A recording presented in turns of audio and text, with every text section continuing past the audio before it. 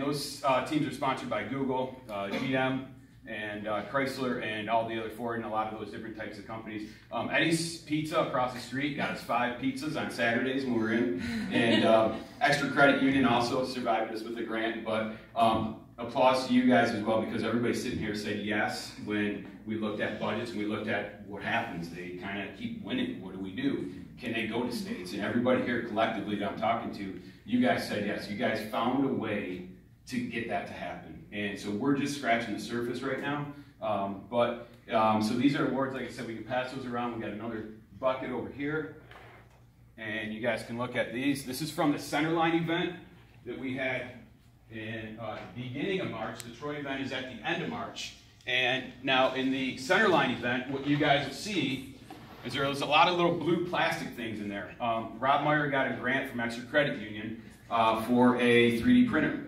And with that, we put them to great use. So sometimes you can't always get a part when it's 10 o'clock at night and you're building a robot. And so what we did is we catted up some parts and then we put them right on the robot. And so the officials and the judges, which we were about 40 different at the event, they saw that these people behind me were working very, very hard. And not only that, they were looking at these pieces on our robot and they said, what's that over there? That looks different. What's that over there? We said, well, we needed pieces and we got a 3D printer. So we put them into CAD, we sent them over, and they took about 8 hours, and it was like the coolest thing. It's kind of like the first time we ever make brownies or cookies or trying to see if they work out. We come in the next morning, and they ended up working, and they were great. But so like I said, it was a compilation of so many things. And so our vision from here, from 2018, where do we go in 2019, the biggest thing that we have is we want to be the center, we want to be the hub of what's going on in Fitzgerald Public Schools. And so we've already had a group of young ladies take the 5th grade robotics team to a field trip on May 17th. And we want to continue to work with the elementary schools and the middle schools as well to make sure that robotics is a common theme among what's going on. We're not just a side piece here. So if I can introduce, like I said, this is Chris Newby. Chris worked tirelessly. He's from Faurecia, and he would come after about 6 o'clock during the day, and he'd come here to Fitzgerald. The newbies live up in Oxford area, and they just put in hours and hours, and they never said no. They probably put in, they probably don't want me to tell you this, but over $1,000 out of their own wallets, and also over, I'd say, 250 hours during the robotics season. Yeah. So that's post 6 o'clock. The theme for tonight, I think, like the ELL did really well. It does take a village, and this is our village right here. And so it would be completely selfish of me to kind of steal the show, but I think we need to applaud all the hardworking kids right here. Many times throughout the season, they said, we got to go tomorrow. We got to go tomorrow till like 9 o'clock at night. I said, I have 2 kids that I would like to see this week, you know. And so they wanted to continue to work. One day specifically on winter break, it was what we call bag day. It was the last day we had to build on the robot. It was February 20th. They started at 9 o'clock in the morning and they went till midnight. All right, this is on these kids. That was their winter break. That was their day off, and they put in 15 hours. And it was like that repeatedly every Saturday from 9 to 4, Tuesdays and Thursdays to anywhere between 7 and 9 o'clock at night. So, and we know that these kids are obviously getting up at 6 o'clock and going through there. So that is kind of where we're at. We do want to show our robot as well, if we can get it through maybe these doors. One of the great things about our robot, or one of the things I was talking about with Mr. Meyer that we were very, very proud of, is literally 95% of what you see on that robot, the kids, absolutely, they were the ones putting their hands together and touching it and putting it together. What happens with a lot of big teams is, unfortunately, the parents take over and they kind of elbow out the kids, and the parents kind of have their time, and all of a sudden the kids are pushed to the back. But these kids, we kept on giving them the tools. They had the ideas, and these are the things that's going to make all these kids really successful. They got the work ethic. A lot of times between matches, we would have a minute, 2 minutes, 5 minutes to fix a problem, and they were thinking on their feet, trying to figure out things that went on. So, all fat, if I can get, it's in the back? Okay. All right. Dayan, if you can speak a little bit about robotics and some of the things that put some people on the spot. Sure. So, robotics is basically like, so this robot here, you kind of make this like to do certain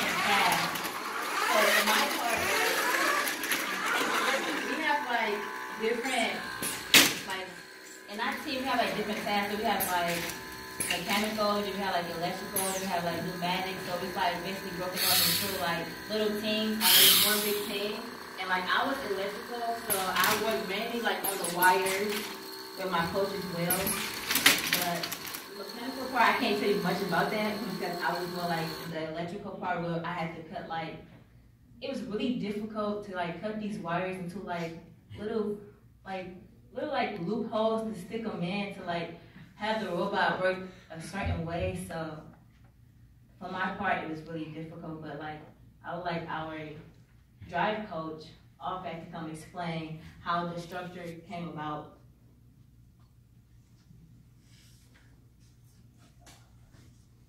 How's it going? I'm Alfred Chowdhury. I was the team captain this year, senior. I'm graduating. So, like Mr. Kamik said, there's many hours put in, and it was a lot of hard work, a lot of time out of our lives with work and school and all that going on. And like it coming about, like it was like first we started off with like just an idea, just a basic idea, pitched out some ideas and picked one, and then drew it out. And then we also made a wooden prototype of the robot before making it.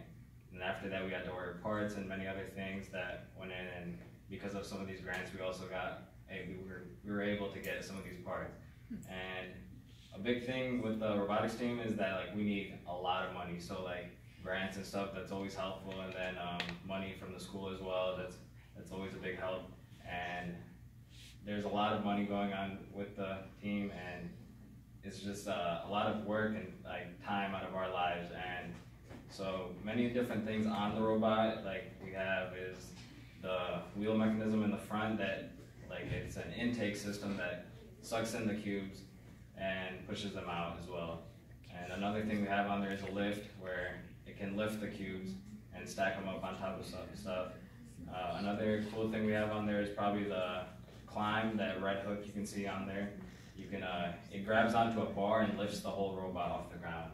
It can go up to, you're only supposed to go up like above like 12 inches in the game. That's the only objective we needed, but it's able to probably go maybe a couple feet. So that was a pretty cool thing on there as well. Another thing that it's not only electrical, there's it's also air powered. So you guys open the arms.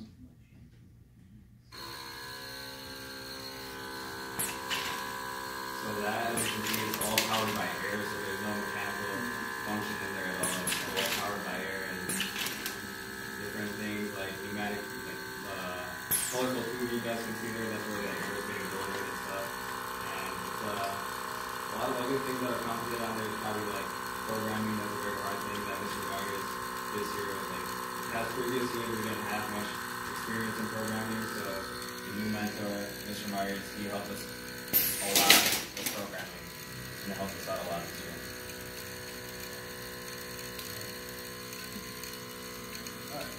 So I think a lot of times we saw you guys as you guys were finishing up board meetings sometimes at night, and we were just kind of walking and seeing each other. But like I said, it has been an absolute phenomenal experience, and we were just scratching the surface. And once again, with Angela, Emily's mom, was a great help in terms of a parent help, and one of the things that we looked, just kind of an inside story. We had a team that went to states, and so we're trying literally last minute to figure out how do we get that team to go there? How do we get, and we got girls on the team as well as guys, and we're going to need a female chaperone.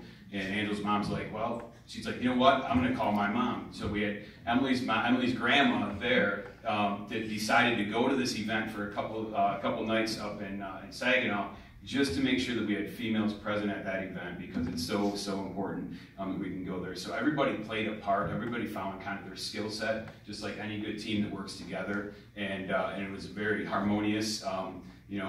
Just a great group. So we also do have a photo book as well that my wife put together, because there's just so many great stories to see from in there. So we can't wait to tell you guys more. We can't wait to be here in a year, in 2019, and tell you a lot of the other things we got going on. Right now, one of the things that's on the kind of the surface is we're hoping that in basically probably around November or December this robot will actually be ringing a bell for the Salvation Army to collect money for those. So we've already got the program in place. We've already kind of looked at what the design would look like. And so, you know, kind of keep your eyes and ears out to that local grocery store that you might be walking in the neighborhood, because that's going to be doing the one putting a lot of the money in. So one of the biggest things with FIRST Robotics is called gracious professionalism. And it's like the coolest concept around that you'll never see probably in any sport. And it's the fact that you help your neighbor like you want to help yourself. And so it's just an awesome principle. So when you have 40 teams at a competition and you have each team doing 12 matches, things are going to break. And so what happens is when something breaks on somebody else's robot, which could be your competitors, our team is rushing to get them parts to help them.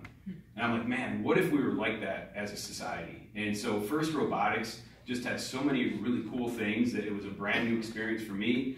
And when Kim came out to an event, and I said, Kim, this is going to be like nothing you've ever seen before, and it's a great event. So we will definitely let you guys know about our events that come up. We still plan on doing the Centerline event, which is usually March 8th and 9th, first week of March there, and then also the Troy event, which is towards the end. And then obviously we have our eyes on the state competition, and the World's competition is in Detroit. And so, and actually that World's competition bumped the NFL draft from that, because there's like, you know, just so many teams that come in. So like I said, you haven't heard the last from us, but it all goes back to what Judy Fergal said in the beginning, to develop partnerships with schools. We're going to do that in-house.